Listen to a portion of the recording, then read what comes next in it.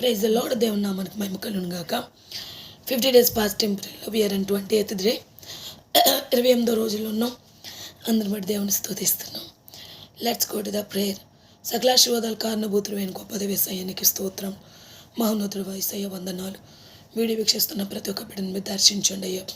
ప్రతిరోజు కూడా నీ బలంతో మమ్మల్ని ఎత్తిపట్టి వాడుకున్నందుకు రాజా నీకు స్తోత్రం చెల్లించుకుంటూ యేసు నామములో ప్రార్థిస్తున్నాం పరమ తండ్రి, ఆమేన్. ఓకే, మీటింగ్స్ వాళ్ళు వాయిస్ పోయింది, ప్రే చేయండి. చాలాసార్లు ప్రతి కుటుంబంలో కూడా లేదు అంటే రిలేటివ్స్లో మనకు పరిచయం అవుతున్న వారిలో అందరూ ఒక్కొక్క ప్రామిస్ చేస్తూ ఉంటారు. ఎవరు విడిచిపెట్టినా నేను విడిచిపెట్టను. ఎవరైతే ఇలాంటి ప్రామిస్లు చేస్తారో ఫస్ట్ మళ్ళీ విడిచిపెట్టే వాళ్ళు వాళ్ళే. ఎవరు తోడున్నా లేకపోయినా నేను నీకు తోడు ఉంటాను అంటారు. ఫస్ట్ విడిచిపెట్టి తోడు లేకుండా ఉండేవాళ్ళు వాళ్ళే. సో భూమి మీద ఎప్పుడు కూడా తోడు ఎక్స్పెక్ట్ చేయకూడదు.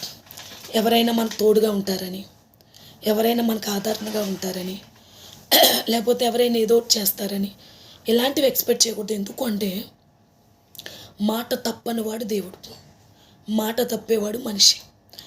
అందుకని యేసుక్రీస్తు ప్రభువారు భూమి మీదకి వస్తూ ఆయనే నేను నీకు తోడుగా ఉంటానని ఆయన పేరు ఇమ్మానుయేల్ అని పెట్టుకున్నాను.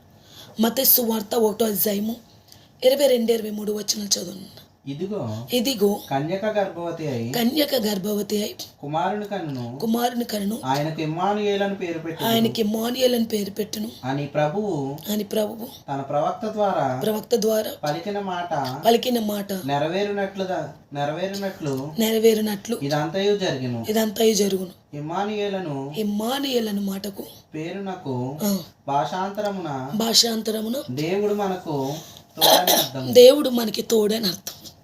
దేవుడు తోడుంటగా ఈ లోకంలో ఎంతమంది మనకి తోడున్నా ఆ తోడు కొంతవరకునే ఉంటుంది.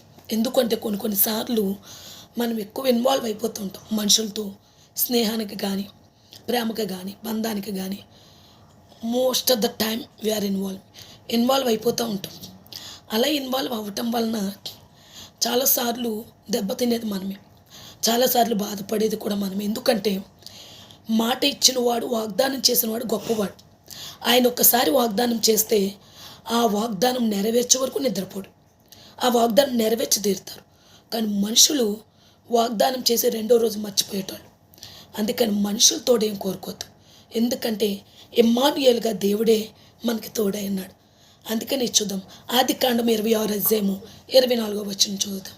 ఆ రాత్రి యెహోవా అతనికి ప్రత్యక్షమై నేను నీ తండ్రి అయిన అబ్రహాము దేవుడును నేను నీకు తోడై ఉన్నాను కనుక భయపడకము నా దాసుడైన అబ్రహామును బట్టి నిన్ను ఆశీర్వదించి నీ సంతానమును విస్తరింపజేసేదనని చెప్పాను. చూడండి, దేవుడు తోడు లేకపోతే ఇస్సాకు ఎండిన నేలలో నీళ్ళు వచ్చేటివి కాదు. దేవుడు తోడు లేకపోతే మన జీవితాల్లో ఇలాంటి సంతోషాన్ని మనం చూడాలి. మనం అనుకుంటున్నాం మనుషులు తోడు ఉండటం వల్ల ఇలాంటి లైఫ్ చూస్తున్నామని. దేవుడు తోడు ఉండటం వల్ల మనకి ఇట్లాంటి జీవితం ఉంది. మనుషులు విడిచిపెట్టి మోసం చేసేటోళ్ళు కానీ దేవుడు పట్టుకొని ఆయన గొప్ప కార్యములు మన జీవితంలో చేసేవాడు. అందుకని ఇక్కడ అబ్రాహాం నుంచి దేవుడు తోడై ఉన్నాడు. అబ్రాహాముకు తోడైనట్టుగా ఇస్సాకు తోడై ఉన్నాడు. ఇస్సాకు తోడై ఉన్నాడు కాబట్టి కరువుతో అందరూ కూడా నశించిపోతుంటే ఇస్సాకు దేవుడు తోడై ఉన్నాడు కాబట్టి ఆ కరువులో కూడా, అందుకని దేవుడు తోడై ఉంటే ఎలాంటి పరిస్థితులైనా దేవుడు మనల్ని కాపాడగలడు. చూద్దాం. యెహోషువ 1వ అధ్యాయం 5వ వచనం. నీవు బ్రతుకు దినములన్నటి ఏ మనుషుడును నీ ఎదుట నిలవలేకుండును నేను మోషేకు తోడైనట్లు నీకును తోడైందును. మన మనుషులు ఎంతమంది మోసం చేసి వెళ్ళిపోయినా దేవుడు మనకు తోడై ఉంటే ఆ మనుషులు ఎవరు కూడా మన ఎదుట నిలబడలేకుండా దేవుడు చేస్తాడు. కాబట్టి మనుషుల తోడు కన్నా దేవుని తోడు శాశ్వత కాలం ఉంటుంది.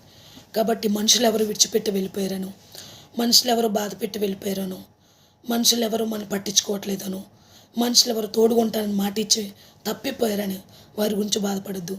ఎల్లప్పుడూ నీ చేయి పట్టుకొని నీకు తోడుగా ఉండవని నీతో ఉన్నాడు. హల్లెలూయా. పరిశుద్ధమైన మాటలు దేవుడు దించిన గాక. God bless you all. See in the next time. Praise the lord.